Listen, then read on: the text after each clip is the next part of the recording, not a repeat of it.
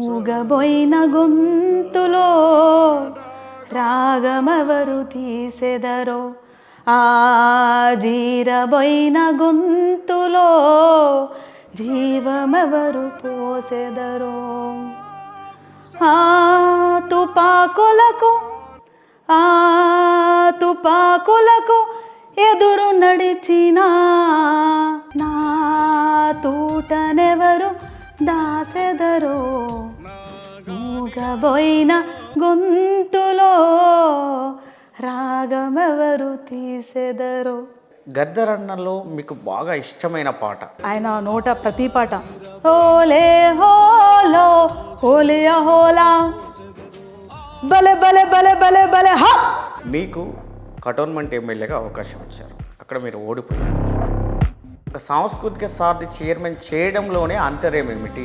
అది మీకు స్థాయిని తగ్గించిందని ఎప్పుడైనా అనిపించిందా? చాలా మంది నీకు ఏం తెలుసు పొలిటికల్ బ్యార్, మా నాన్ననే అన్నారు నేనెంత దిగుతా యుద్ధంలోకి అనేది, యుద్ధంలోకి దిగిన.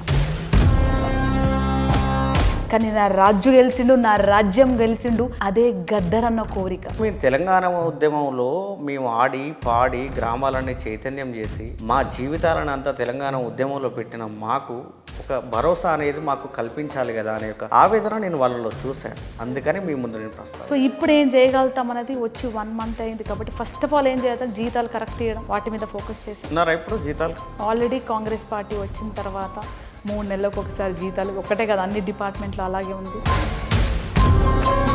ఒక్కొక్కటి చేసుకుంటూ మన కళాకారులు కావాల్సింది ఏంటి, బేసిక్ రిక్వైర్మెంట్స్, బేసిక్ నీడ్స్, ఆ బేసిక్ నీడ్స్ మనం ఇచ్చినందుకు అద్భుతంగా పర్ఫామ్ చేస్తారు. నా ఇంటర్వ్యూలోనే కవి జయరాజ్ అంకుల్ గారు ఒక మాట అన్నారు, సారథిలో ఉన్నటువంటి కళాకారులంతా కూడా బోగస్ కళాకారులు. నిజంగా అలా ఉన్నారా? 75% కళాకారులు కాని వాళ్ళు అందరూ కష్టపడుతున్నారు, పాట రాకుండా నేర్చుకొని వాడు ఉద్యోగం వచ్చినందుకు అటెండెన్స్ మానిటరింగ్ అయితేనే ఉంది. ఎవరైతే దగాపడ్డ కళాకారులు ఉన్నారో వాళ్ళకు మనము ఒక అవకాశం ఇస్తామన్నప్పుడు వీఆర్ వెయిటింగ్ ఫర్ దాట్. మన రాష్ట్రం నుంచి ప్రాతినిధ్యం వహిస్తున్నటువంటి కేంద్ర మంత్రి బండి సంజయ్ గారు కీలకమైన వ్యాఖ్యలు చేశారు గద్దరన్న.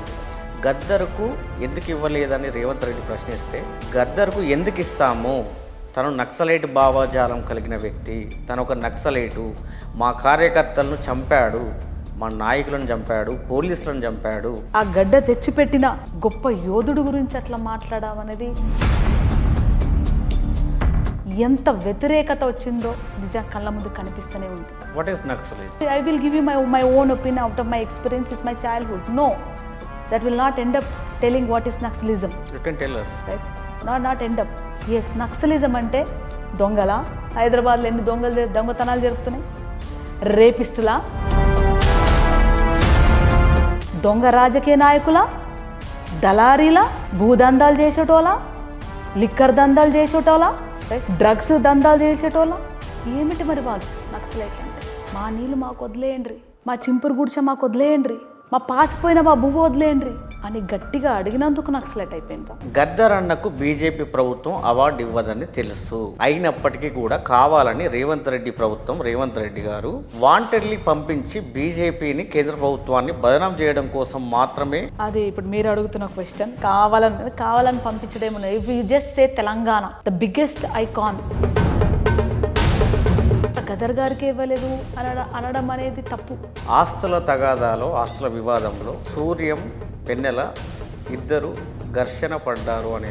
గదర్ అన్నకు ఆస్తులే లేవు, ఉన్న 2 ఇండ్లు, ఒకటి అన్నకు, ఒకటి నాది, అయిపోయింది. వేల ఎకరాల భూములు ఉన్నాయా, ఫామ్ హౌస్లు ఉన్నాయా, బిజినెస్లు ఉన్నాయా, సాఫ్ట్వేర్ కంపెనీలు ఉన్నాయా, బినామీ ల్యాండ్లు ఉన్నాయా, లేకపోతే అమెరికాలో స్విస్ బ్యాంక్లో అక్కడక్కడ బ్యాంక్లో రిజర్వ్స్ పెట్టున్నారా? తన బిడ్డలుగా మేము మమ్మల్ని ట్రైనింగ్ చేయలేదే, పరిగెత్తుకొని వచ్చాడు మా అన్న. ఇది డిఫరెన్స్. మా అన్న ఆలోచన, నా తండ్రిని కాపాడుకోవాలి ఫస్ట్ అని మా నాన్న దగ్గర కుక్కింది.